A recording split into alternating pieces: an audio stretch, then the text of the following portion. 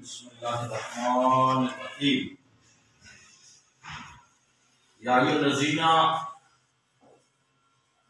आमनू कुतिबा अलैकुमुस्सियामु कमा कुतिबा अलल्लज़ीना मिन क़ब्लिकुम लअल्लकुम तत्तक़ून। सदक़ल्लाहु मौलाना अज़ीम। मौजूद साहब हज़रात, मेरी आपकी गुफ्तगू रोज़ों की फजीलत और इसी से मिलती जुलती गुफ्तगू से वाबस्ता रहती है। आज मैं आपके सामने सिर्फ एक हदीस पाक रखूंगा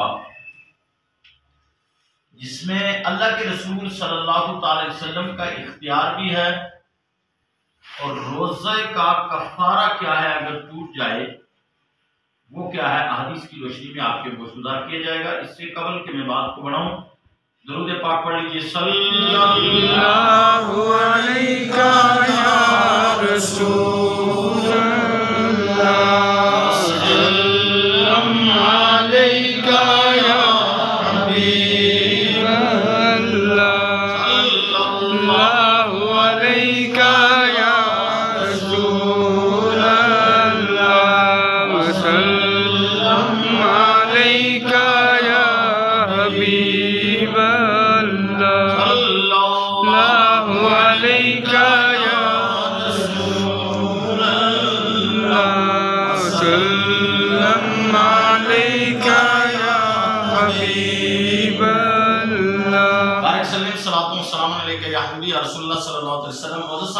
आप पहले एक मसला ज़हन में रखें, फिर मैं आपके जो हदीस पाक आपके गोश्तगुजार करूं।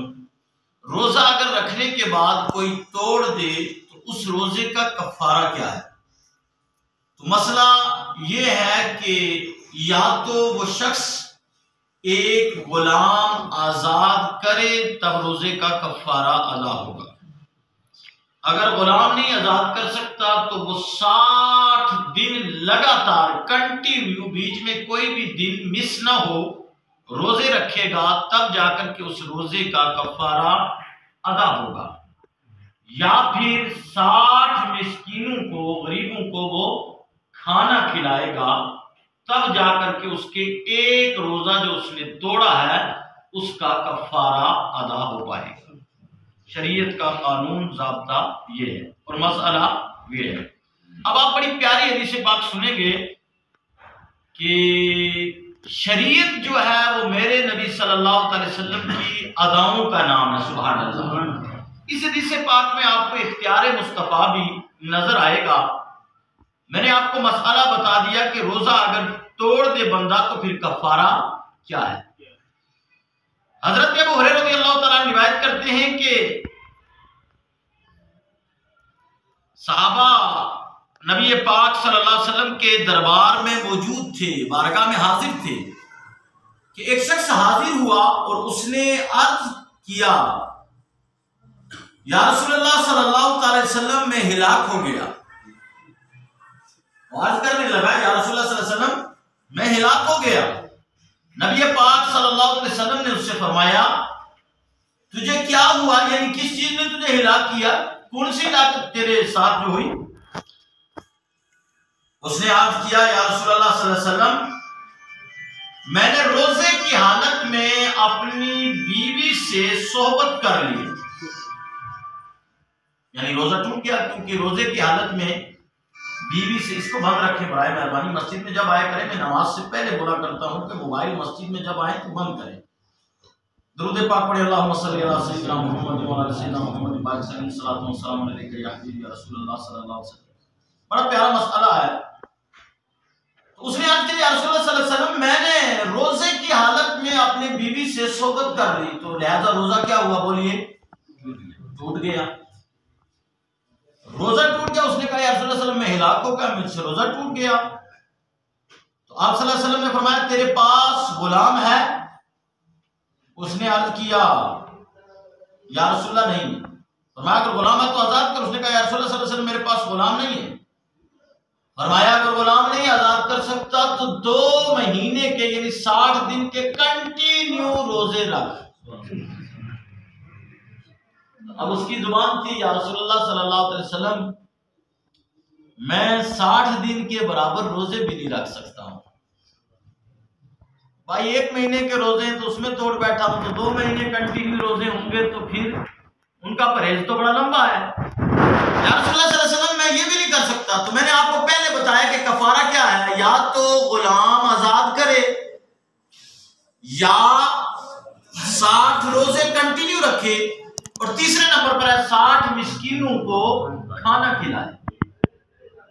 तो फिर नबी सल्लल्लाहु अलैहि वसल्लम ने फरमाया चल तू अगर गुलाम भी नहीं आजाद कर सकता, रोजे भी नहीं रख सकता, तो 60 मिस्कीनों को खाना खिला दे। वो शख्स गरीब था,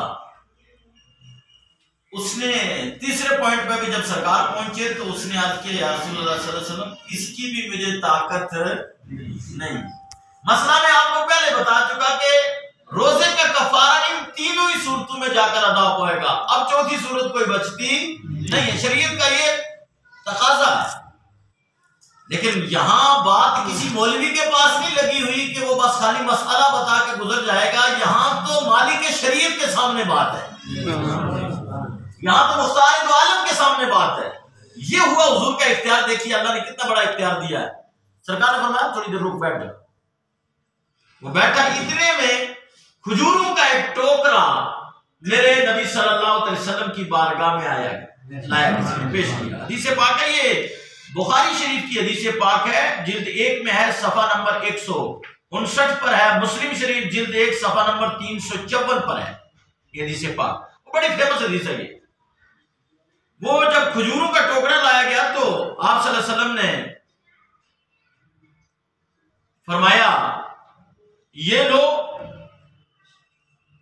और इसको सदका कर दो। यानी ये टोकरा जो मेरे पास आया ये मैं तुम्हें देता हूं, ये तुम सदका करो, गरीबों में बांट दो, तो तुम्हारे रोजे का कफारा अदा हो जाएगा। क्या तो सुभान अल्लाह। तो मसला मैं आपको पहले बता चुका कि मसले की 3 ही नौयतें थी।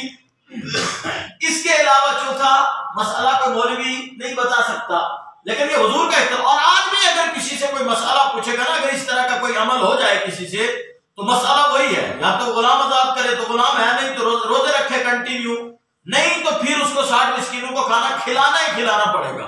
उसके अलावा चौथा और कोई मौलवी के पास अब हल नहीं है। लेकिन ये हुजूर की बारगाह है। मेरे नबी सल्लल्लाहु अलैहि वसल्लम ने वो खजूरों का टोकरा जो है वो उसे दिया, का लो इसको सदका कर दो। वो शख्स आया है मेरे नबी की बारगाह, सुभान अल्लाह। उसने अर्ज किया या रसूलुल्लाह सल्लल्लाहु अलैहि वसल्लम, पूरे मदीना में, शर्क व गरब में, पूरे मदीना के खित्ते में मुझसे ज्यादा कोई गरीब नहीं है। कब बोलेंगे सुभान अल्लाह? या रसूलुल्लाह सल्लल्लाहु अलैहि वसल्लम, मुझसे ज्यादा कोई गरीब नहीं है।